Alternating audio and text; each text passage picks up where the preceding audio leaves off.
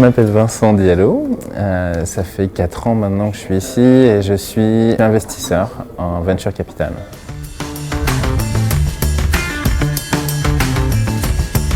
Ce qui a provoqué mon envie d'aller à l'étranger, c'est clairement cette expérience d'études à l'étranger dans le cadre d'Audencia.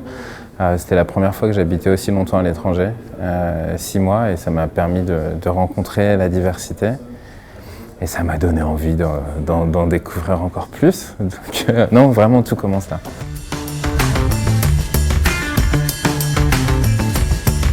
Le vrai intérêt d'être expat, pour moi, c'est cette capacité à avoir un regard différent sur les éléments du quotidien, les aventures du quotidien.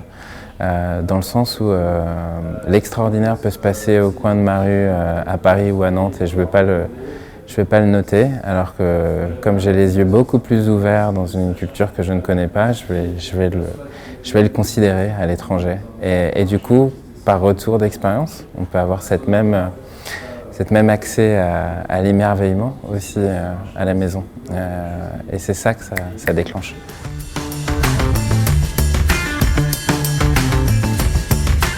Ça fait quand même maintenant 15 ans que je suis parti de la maison de France, donc j'ai grandi un petit peu. J'ai tendance à dire que je suis arrivé en Chine à 25 ans et qu'après 10 ans, je suis parti, j'en avais 26, donc ça a été lent comme process. Mais non, j'ai appris à me connaître. Je pense que c'est un petit peu ça, on va à l'autre bout du monde, pas pour découvrir l'autre bout du monde, mais pour se découvrir soi-même. Et donc je me connais mieux. Je pense que c'est ça la vraie transformation. Je sais ce que je veux, je sais ce que je vaux.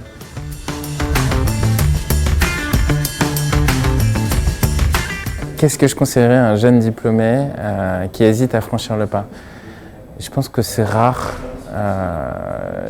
finalement dans une vie et dans une carrière, quand on a la légèreté au niveau des responsabilités, de pouvoir prendre une décision aussi transformante. Et donc c'est beaucoup plus facile de le faire tôt que tard.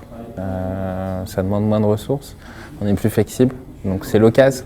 Pas rater le coche. C'est toujours possible plus tard, mais c'est plus difficile. Donc, faut le faire maintenant.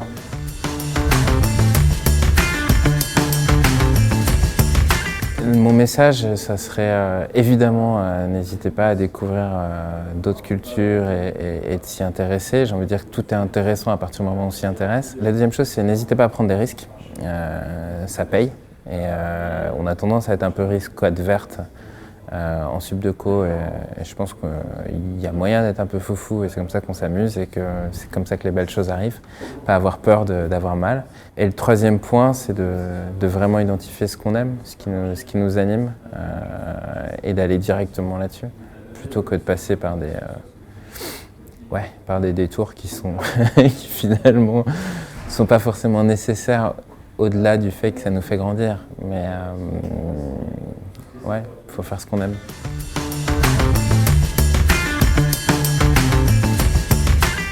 Vivre à San Francisco, c'est vraiment comme partout dans le sens où